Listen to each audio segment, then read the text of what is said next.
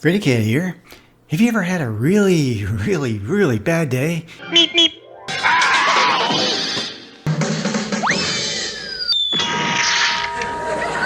A week? Maybe a month? Maybe longer. It's like that sometimes. But thank God for cartoons. What am I laughing at? We basically get to laugh at the same bad things that happen to us. You know, it's like healthy. This video is my personal therapy as we explore why things go so rotten and recall the story of a man who had one of the worst rounds of bad luck ever recorded in human history.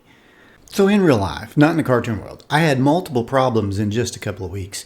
First, I got a nail in my tire. Then I had trouble getting monetization for this channel, at least at first. That all turned out okay. But then my wife had a fall from a paddle boat, which ruined our little vacation. She's doing better, thankfully, but then the other night, I'm doing my usual squat routine with moderately heavy weight, I guess, and boom, out of nowhere, something happens in my back. Now I'm working through that really bad pain trying to make this video, just to get my mind off of it. I mean, all this in a couple of weeks. It's just a lot. So when things go wrong, I tend to ask myself, did I do something wrong? Was I just being stupid? Is this some sort of trial? Now take the Coyote on Roadrunner. Does he really deserve all the falls and the hits he gets? You genius! You've done it again! Could it be because he's filled with pride? Wile E, Coyote. Super genius. Or is it because he's just, evil? I mean, maybe he doesn't have to eat the Roadrunner to live. Or maybe he does. Maybe he's just doing what God made him to do. I mean, eat Roadrunners to stay alive. Allow me to introduce myself. My name is Mud. It's coming through now. Computer analysis. Maybe I should have did my leg workout the day before my back, which is what I usually do.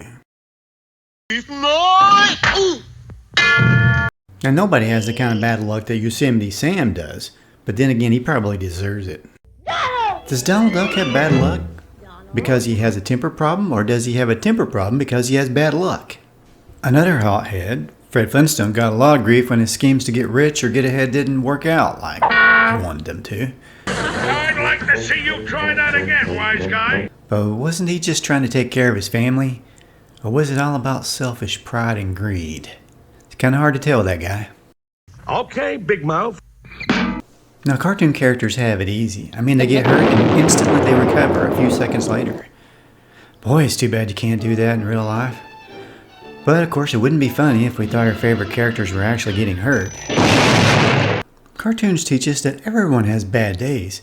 Even Bugs Bunny has lost a few battles, at least when he took on Cecil Turtle. Why, you dirty little stool pigeon! You double-crossing little... Now, I'm also a comic book geek, and a lot of us comic book fans aren't exactly known for, let's say, intense workouts, but, I've always thought of superheroes as something to aspire to. Inspire to? Anyway, to, physically, within reason. I mean, I don't expect to fly or bend steel, but it's kind of a fun way to stay motivated. Something I picked up as a kid, maybe, I don't know. But when I'm running, it's like, it's time to beat a 6 million arm man, or maybe Superman. When I'm lifting, it's time to Hulk out. Of course, apparently this week it was time to play Batman. Okay, overtraining is a whole other video, but just like superheroes do, you fall off a horse, you get right back on, or you push aside the kryptonite and keep going. The game's not over yet.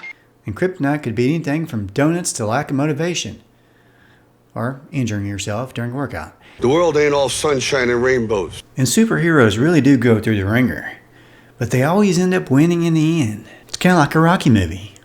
But it ain't about how hard you hit. It's about how hard you can get hit and keep moving forward. So all this reminds me of a man named Job who had the worst run of bad luck in history. Bingo. The story is recorded in the Bible in the book of Job. Now here's a guy who's got it all. He loses his kids, his money, and even his health in just a very short period of time. While all the while, his wife was giving him grief about it. The thing is, this is one case where we're told in writing that Job was a good man who was being tested by God, who was letting the devil do what he wanted to poor old Job. Of course, Job didn't know what was going on any more than we would when bad things happen to us. Now, spoiler alert, Job did recover. Oh man, I'm glad that's over. God gave him more kids and twice what he had before in wealth. So who knows, maybe today you lose everything, and tomorrow you end up with twice what you had before. There's always hope. You may have a thought there. I've always heard that Job didn't double the number of his kids on earth, because the kids that died were in heaven waiting on him. So in conclusion, and me personally, when things go bad, I like to throw everything at it. I pray like there's no tomorrow. I try to plan and scheme as if I were Batman taking on the entire Legion of Doom all by myself. And I watch cartoons. Try to laugh, because taking life or yourself too seriously is just too depressing. You know, often comedians are the ones who have suffered the most in life, and they've developed humor as a coping mechanism. It's one of the most healthiest ways to dealing with stress. So let me know in the comments, do you have any coping mechanisms that work as well as, say, cartoons? Let me know in the comments below. Well, I guess we can't live in a bubble. I mean, things are going to happen. Believe me, I've tried. So just be careful out there, okay? It's a dangerous world. Well, I hope you enjoyed this slightly philosophical discussion.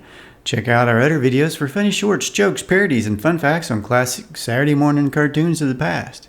And thanks so much for watching.